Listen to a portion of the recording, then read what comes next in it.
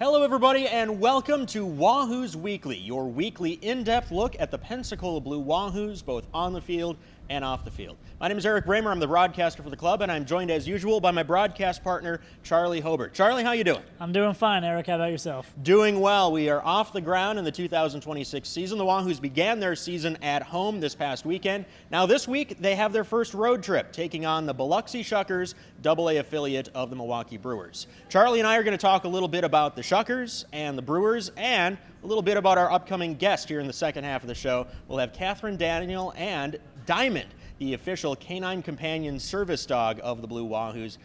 Of course, we all like talking about dogs, right? I mean, who doesn't?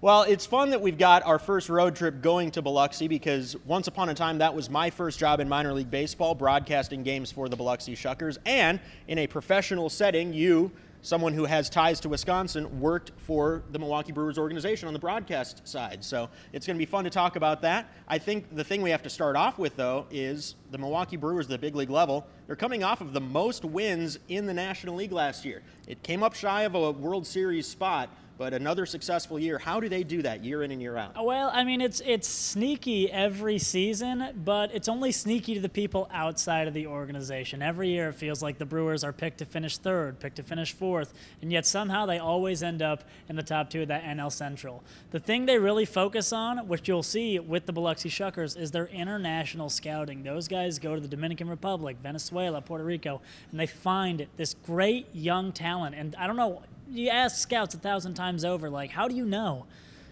No one really knows, but they know. They got Jesus Mate down with the Shuckers right now, who's the number 3 prospect in all of baseball, the second coming of Jackson Chourio, who they also picked up out of Venezuela recently. So that international scouting is a big deal in Milwaukee.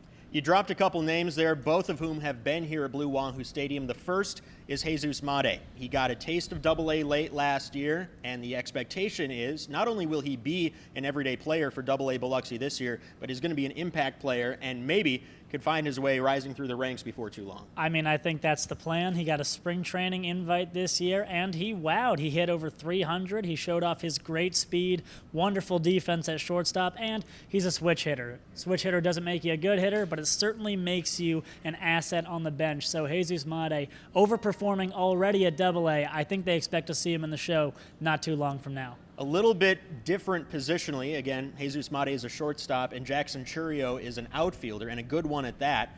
But I think if you're looking for a roadmap for prospect development, you don't have to look too far. Jackson Chourio made his AA debut here in Pensacola in September. Then the next year, well, on the home opener, he actually hit a walk-off home run against the Blue Wahoos, and before too long, he was an impact big leaguer. Jackson Chourio, if that's maybe the median outcome of Jesus Mate, I think that's a pretty good place to be. I mean, they would be absolutely thrilled to have anyone in that minor league system show up like Jackson Chourio has. He's had a little bit of injury issue, but other than that, on the field, he has been a difference maker.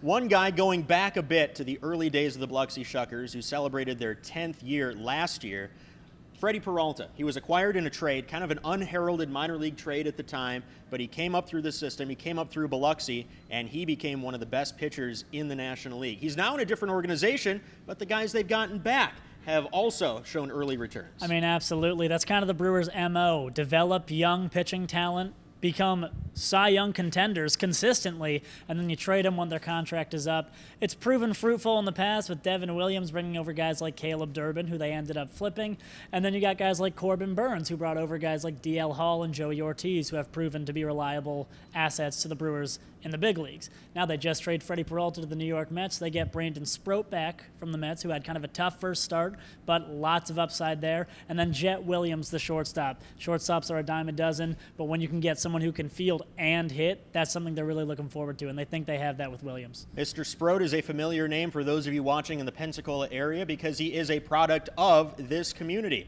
And that's something that I guess the Brewers must like because they've also got Brandon Lockridge as an outfielder on their roster. The two guys currently on active rosters from the Pensacola area in the big leagues are both on the Milwaukee Brewers, which gives us an extra excuse to watch them this year. Absolutely. Even if it's going to be Brandon Lockridge coming off the bench most of the time, it's still exciting to see a Pensacola native come through. Well, I did mention you have a connection to the Brewers organization. For those who don't know, what exactly did you do behind the scenes for the Brewers the last couple years? I was a scoreboard operator commentator in the most broad sense of the term. I worked replay for the big video board. We got one out there. It's beautiful here in Pensacola.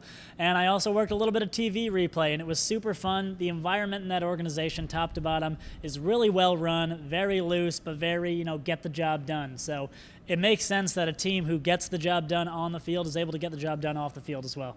Grew up in Los Angeles, but you have family connections to Wisconsin, so you've watched a lot of Brewers games. What would you say is your fondest memory or moment watching the Brewers from afar? Man, it's a good question. I could give you a laundry list of them now, but I won't. I think the one off the top of my head I'm going to say is the Brewers winning game 163 in Chicago against the Cubs in that 2018 season. That was the first season in a while that rivalry really bloomed, and it's still going strong to this day, as my friends in Milwaukee tell me. Well, next week, the Blue Wahoos will be playing the Cubs affiliate Knoxville Smokies here at home. So we'll have a chance to talk about the Cubs, and I'm sure you'll have plenty of opinions to share on the Cubs. Well, I'll have plenty of opinions. I'm not sure I'll share them all, though. Going back to this year's Biloxi Shuckers team, back-to-back playoff spots. Usually it's Montgomery and someone else coming out of the South Division in the Southern League. Montgomery seems to be perennial playoff contenders. Biloxi has never yet won a Southern League championship. They've matched up against the Blue Wahoos a few times in the playoffs. What do they have to do to get back to the playoffs and maybe secure that first ever championship? Well, one, I think, take advantage of the new rules coming in. We got the bigger bases, and then we have the limited pickoff attempts. The Shuckers already like to run. Keep doing that. Take what the Brewers do and play the small ball. Roll with that throughout the season, and then lean on your guys. Jesus Mate is going to get a job. Brock Wilkins going to get the job done. So I think sticking to the game plan and just rolling like that, you're going to be just fine. We enjoyed having the previous manager of the Biloxi Shuckers around, Joe Aralt, the last couple of years. He stepped away due to some health concerns, and thankfully, gratefully, he's back and healthy and contributing at the organizational level now. But my old manager, Mike Guerrero, is back to lead the Biloxi Shuckers. He has been the manager for Biloxi for the vast majority of the seasons that franchise has been in existence, so we look forward to seeing Mike Guerrero back in the Southern League this year. You were mentioning some of the impact players. Jacob Mizorowski was a big part of the Biloxi Shuckers in the past, and it seems like they've always got some young prospects coming up on the pitching side as well. Corbin Burns, Devin Williams, Freddie Peralta, Brandon Woodruff, going back to the first couple of years of the Biloxi Shuckers. Are there any players that you'd like to keep an eye on here? Not quite in the Shuckers organization. I don't quite know the bullpen and the starting rotation to that degree, but I do know that the Brewers love to focus on pitching. So even if you don't know the names now, you're going to know the names soon, because that pitching lab they got in Phoenix, that's working for them. Well, we've also got some interesting stuff going on off the field, because Biloxi, Pensacola, they're separated by only a couple hours, and they're the closest geographic rivals in the Southern League. You've seen things get chippy over the years. We had a walk-off 4 straight hit-by pitches back in 2022. We had Abner Uribe chirping at guys after getting the final out of a game. When you see a team that frequently, that creates some fun storylines for us, the broadcasters up top, doesn't it? I mean, it's awesome. I know you're not supposed to promote that kind of tempers flaring mentality on the field, but as a fan and as a team who's providing entertainment, I think it's awesome, especially when it doesn't get to the stages where the benches are clearing. You just want to hear people talk. You want to see that passion really come through, and if it's got to come through another team, I have no complaints. It's also worth mentioning that at the level below the Blue Wahoos in the Midwest League, you've got the Wisconsin Timber Rattlers as well as the Beloit Skycarp, the affiliates of the Brewers and the Marlins. Let's talk a little bit about baseball in Wisconsin, cold weather community, but they continue to support baseball. We know very well that the Beloit Skycarp are on an upward trajectory. You did some summer collegiate baseball up there, didn't you? Absolutely. I was working in the Northwoods League for a year, again, behind the scenes, working some camera, doing some directing. And, man, Wisconsin's a great place to be if you're going to play some ball. They got the great tailgating culture out there, which is always fun for the fans. And those Wisconsin summers right off the lake, it's absolutely beautiful. So, yes, the winters can be harsh, and maybe when you start your season in late March, early April, you're not super excited to be out on the field. But as spring and summer roll in, there is no better place to be to play some ball, except for maybe Pensacola. In terms of market size, Milwaukee's 30th out of 30, aside from maybe Sacramento, the temporary home of the Athletics. But they continue to draw well, and they've got some dedicated Brewers fans up there. I mean, no kidding. I mean, if you want to see dedicated sports fans, look at Lambeau Field with the Green Bay Packers. Anywhere out there in the Midwest, really, who are willing to sit outside in the sub-freezing weather just to support their team. No, but yeah, I mean, the love for Milwaukee sports and the Milwaukee Brewers is always very loud, especially these past few years with how fun the team has been. So there's no shortage of that happening in Wisconsin, I promise you that. Well, our next guest in the upcoming segment is going to be Kathryn Daniel, as well as Diamond, the official future service dog of the Pensacola Blue Wahoos, as part of a companionship with Canine Companions. You a dog guy? I would say I'm a dog guy. I've had one dog in my life, and she was wonderful. Was she well behaved? Not at all. Okay. She was one of the dumber creatures I'd met. Well, that's all right. There's room in God's kingdom for smart and dumb animals alike. We've got a new service animal coming in, a new Canine Companions puppy, as Diamond graduates to move on to puppy college, matriculates, if you will. What do you think the new dog should be named? We're told that the litter is going to start with an S. An S name, so that's always a big question. I have always been a big supporter of naming the animal a person name. Mm-hmm. So I don't know the gender of the pup. If it's a boy, maybe something along the lines of Steve. Stephen, yeah, if you will, for long. And then if it's a lady, maybe Skylar or Sarah, okay. Something you can really roll into conversation nicely. In the past, it's been a connection to the Blue Wahoos or Pensacola. So we've had Watson, we've had Bubba, both named after Bubba Watson, yeah. Professional golfer and part owner of the Blue Wahoos. Most recent, Diamond. If it's going to be S, you could do Slider, yep, or Screwball, Scott Spezio. You could really go off the map, but that's something that we'll leave to you, the fans. We're going to have a naming contest here in the next few weeks as Diamond departs and a new dog with the first initial S comes in. We're going to talk with Kathryn Daniel and Diamond about just that coming up in just a few moments here on Wahoos Weekly. You finally found the perfect car in Racing Blue. You even got them to throw in the LED fog lights for free. Auto Owners insures your car because some people never learn to parallel park. That's simple human sense. Ask the Messick Insurance Agency in Pensacola if Auto Owners make sense for you. Keep going, more. No, stop! Gilmarine, your one-stop shop for all your boating needs. We offer a vast selection of parts, accessories, and electronics. Discover our range of used boats in every size, shape, and brand, all ready to get you on the water today. And we provide expert advice and top-notch customer service to ensure you have the best boating experience. We service all outboard, inboards, stern drives, jet drives, and personal watercraft. Our certified staff will get you back on the water. Visit Gilmarine at 3541 West Fairfield Drive, Pensacola. Get a fresh cut and a fresh start at AHW Barber Academy. We focus on growth.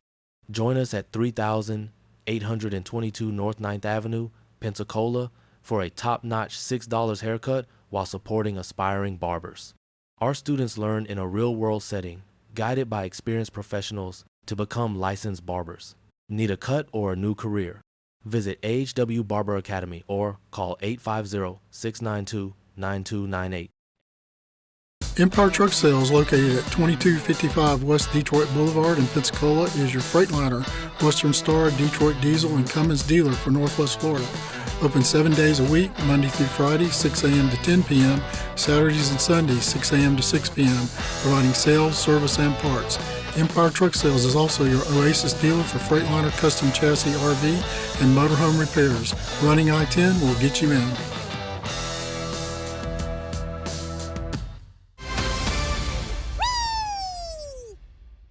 Welcome back to Wahoos Weekly. My very special guest this week, well, it's actually a couple very special guests. I've got Kathryn Daniel and Diamond, the official service dog in training of the Pensacola Blue Wahoos. Kathryn, thanks for joining us today. Of course, we're delighted to be here, and of course, the best view in baseball. I love coming down here. Well, you're here a lot, and I know this story very well, but for our viewers who might not know exactly what Canine Companions does, what is Canine Companions? Canine Companions is the largest, oldest service dog provider in the world. All of our dogs are completely free of charge. We were started by Charles Schultz of the Peanuts fame, Snoopy, back in 1975, so we just celebrated our 50th anniversary. We train dogs all over the country, and after we have the puppy puppy raisers have them for anywhere from 14 to 18 months, and then they go to a professional training in one of our 6 centers across the country. There they get trained and evaluated to see what kind of service dog they will best be, and then they're matched with their handler at about 2 years old.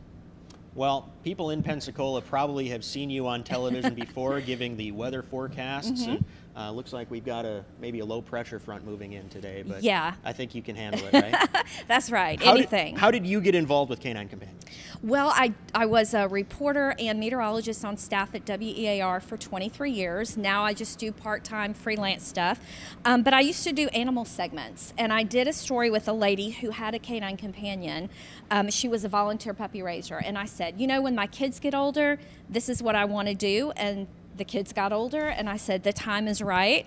And Diamond is our 4th puppy, and we're signed up for our 5th. Well, I kind of inherited this relationship, and it's blossomed in my time here, but the relationship between the Blue Wahoos and Canine Companions began in 2021, that's right? That's right. Exactly. How did it get started? Well, I raised one at Channel 3 and named Chappie, and that was a huge success. And then a good friend of mine worked for the Wahoos, Donna Kirby, and I called her up one day. I saw we kept having these influencer puppies, like with the Kansas City Chiefs, the Dallas Cowboys, and I'm like, we have an amazing brand here in Pensacola, the Blue Wahoos. Fabulous. I knew the staff was great. I knew the culture was great, and I just knew it would be a brand new audience for our mission. And so I called her up, and you know, in about 2 weeks we had a new puppy on the way, and Bubba Watson very graciously loaned his name to our first puppies, Watson and Bubba, and the fans have been amazing, the staff has been amazing, the managers have been wonderful, Quint Studer has been nothing but supportive, and it's just been an amazing partnership for us.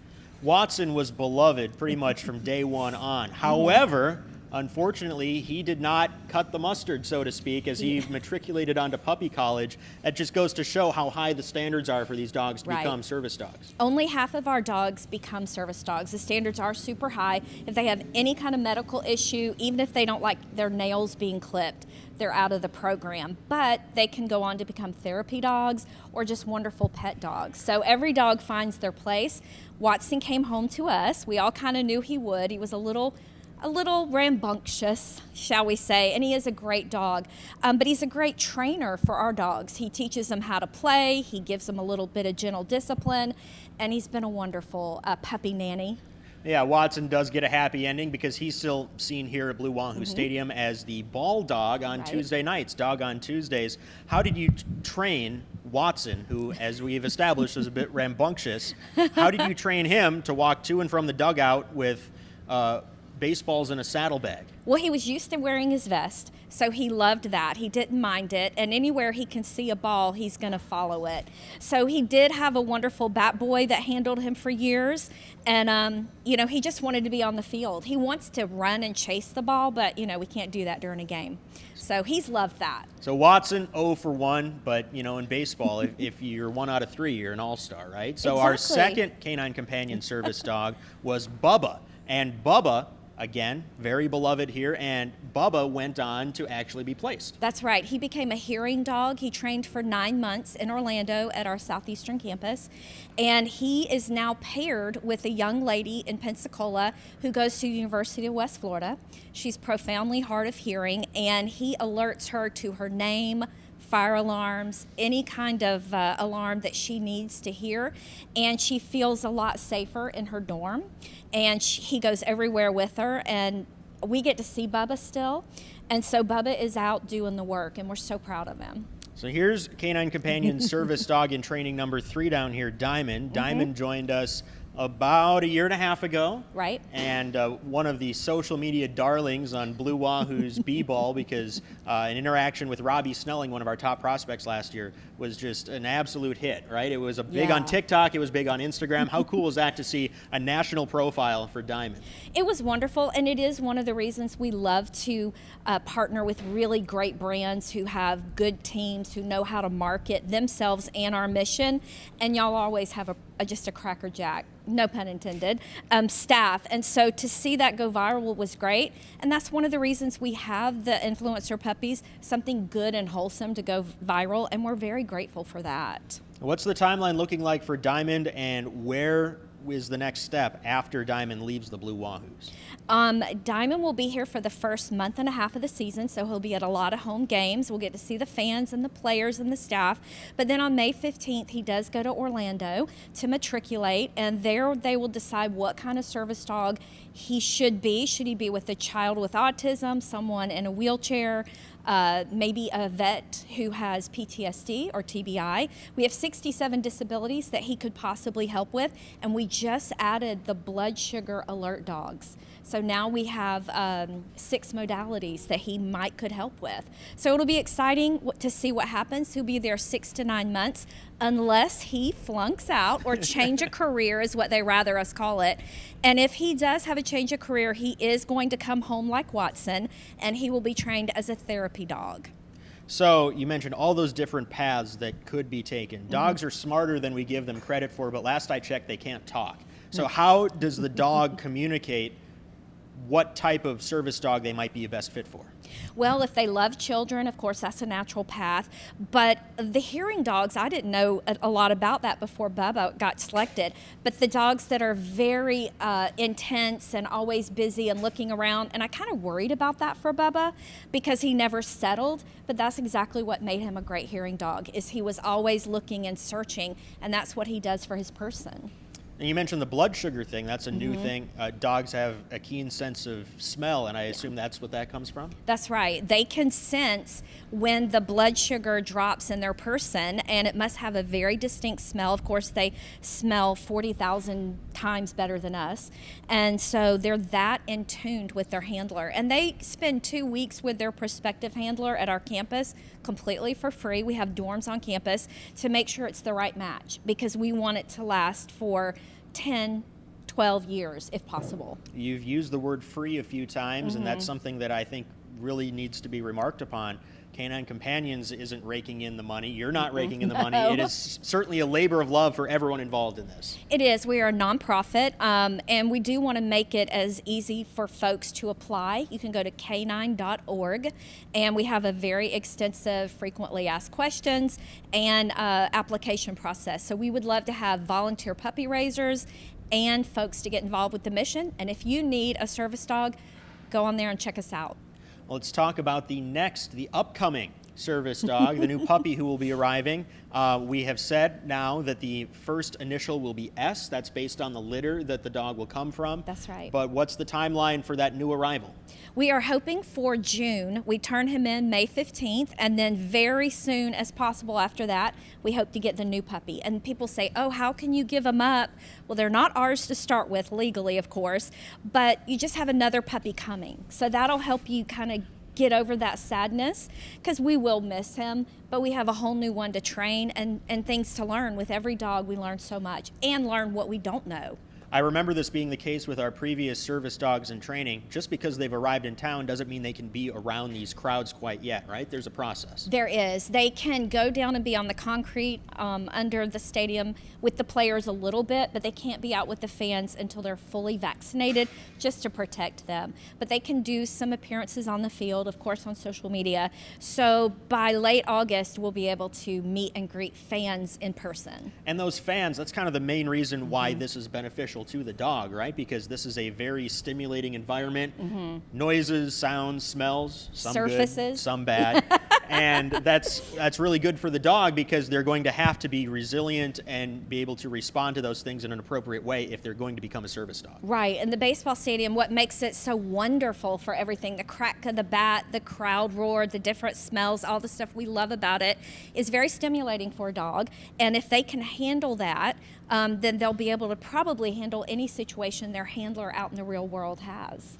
What were some of the most meaningful interactions that you've had with fans here? Because when you come out to a game, you're very frequently on the concourse and just there to talk about this program.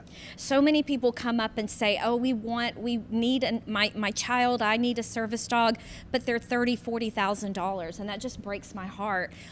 Ours are completely free. If you qualify, we try to make it as simple as possible.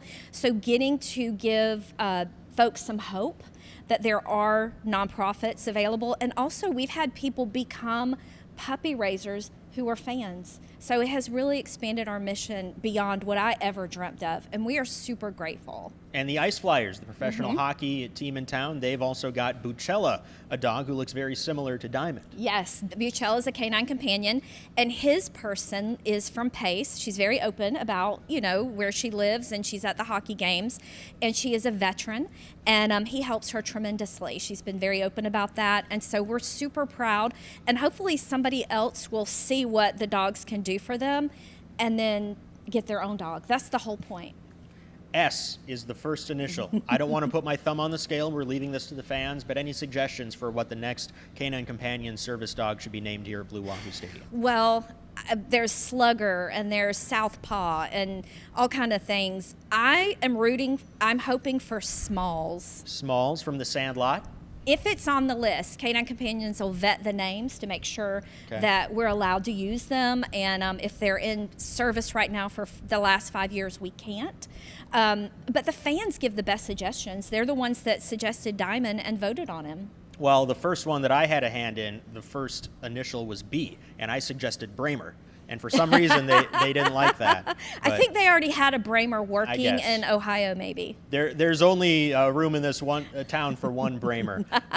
Before we go, I want to ask you again how our fans can learn more about Diamond, the Canine Companions mission, whether they're here watching this or whether they might be visiting you here at a Blue Wahoos game this summer. Well, they can always go to canine.org. We have a great website, very extensive. And also, we're here most weekend homestands. So if you see us out and about before he goes to college, please come up. If he's not in a command, he's very welcome to interact. He knows when to and when not. That's part of the process. And we would just love to connect with you. Dogs open doors and hearts and minds, and we're so happy to be able to do that here in the best place, the best ballpark in the country. Our thanks to Kathryn Daniel and Diamond. This is Erik Bremer. We are on the road this week, but we will see you next week as the Blue Wahoos return home to take on the Knoxville Smokies. Go to BlueWahoos.com for ticket information.